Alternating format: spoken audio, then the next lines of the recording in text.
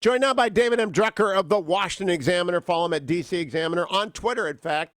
You can follow David M. Drucker at, believe it or not, David M. Drucker. Good morning, David. How are you? I'm great, Hugh. Thank you. It is terrific that O'Brien is telling the Navy 350 ships means 350 ships. I think the acting secretary, Thomas Modly, gets this. He put out a memo. I think he's going to actually finally produce a plan that former Navy Secretary Spencer sat on. Well, let's see. I mean, it's been really interesting just because of the focus on expanding and rebuilding the military, that this is, one area that we haven't really seen come to fruition. So it'll be interesting to see what happens as we head into 2020. Yeah. Now, let's turn to the IG report. I've covered the 17 slams he's done. I've covered the Durham statement, AG Barr's statement. What's your take on the end of all of this, the dust that is settled?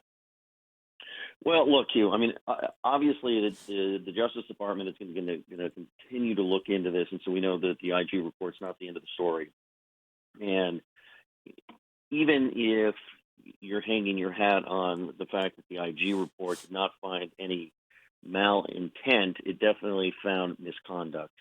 And I think it's going to have, number one, an impact on how members of Congress in both parties, regardless of how they look at the president, view the FISA law, and I think there's going to be a push for changes. I do think politically, at the end of the day, and Dwayne and I talk about this all the time, that it's going to be another Rorschach test, and that your view of this and where you end up is going to be colored by your view of Trump. And so, if you don't like the guy, you're going to look at the parts of the IG report that you like. You already think that Barr is in Trump's pocket, and nothing really is going to sway you.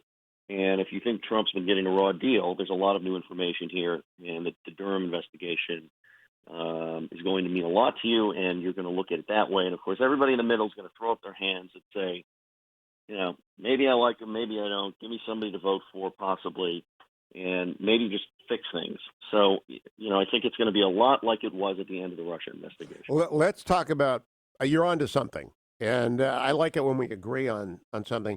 I did FISA warrants in 84 and 85 for two attorney generals. I was the last stop before they went in for the attorney general to sign off on them. I was, 25 years old. I shouldn't have been doing that. I shouldn't have been the last review. I think that what's going to come out of this, there's now a national security division, right? But it's staffed by political appointees at the top. I think we're going to find a statutory individual across whose desk will come every FISA warrant, so that they can fly spec them without any. It used to be the FBI you thought was beyond this, but it is obvious after this report we need someone else, because these are American citizens being spied on occasionally, and we need someone who is there representing the Fourth Amendment by law to look. If we're going to waive the Fourth Amendment, the normal protections that we have of a judge in open setting doing these things, or a normal judge doing this and not the secret court, we need that, David Drucker. Yeah, we do. And I think, there's obviously a lot more involved in this, but, this is a statute, this is a process we've relied on quite a bit since September 11th, 2001. And I think for a long time,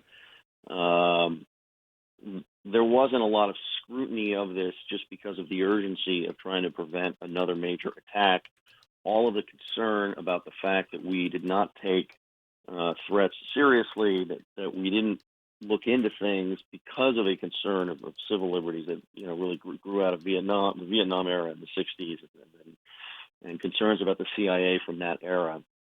And I think we're going to see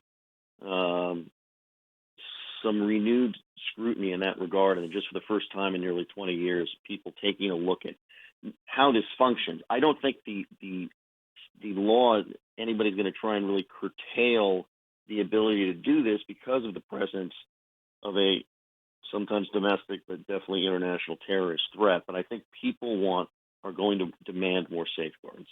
Now, I think you're going to see that debate. And we're going to get two articles of impeachment today. Yesterday we had the heckler screaming. I think this has become a nightmare for Democrats. I just want to give you your 45-second assessment. It's the nightmare on Constitution Avenue for Democrats. What do you think? Maybe, maybe not. I mean, we'll see. I mean, they're going to do this. We know what's going to happen in the Senate. I don't think it's a nightmare for them. I don't think it's going to do much for them. I think everybody's going to end up back in their corners.